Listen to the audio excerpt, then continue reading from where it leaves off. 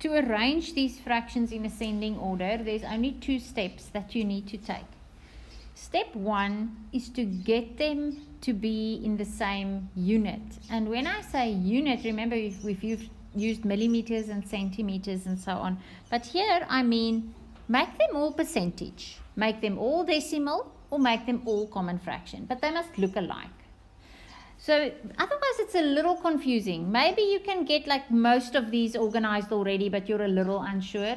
So step 1 is get them in the same unit. Yes. Now, when we get them in the same unit, we're going to do, I'm going to do percentages here. So the 40% is what I'm going to keep. What is a half as a percentage? So this one would be a 50%.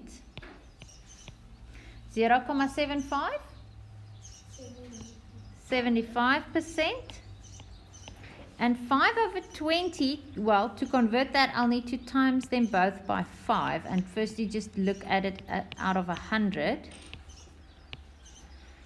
And that will then be 25 out of 100. So this is 25%. Okay.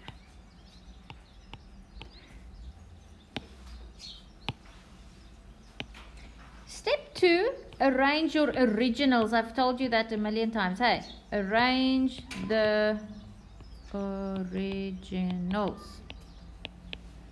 So what you want to do now is find ascending order. Ascending means going up. So it is from smallest to biggest. Which one's the smallest?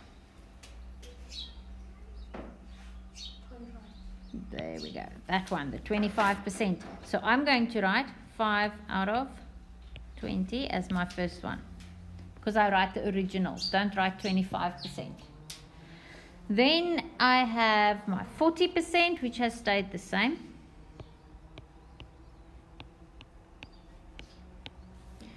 Then I'm seeing 50, which was written as a half. And then my 75%, which was in decimal form.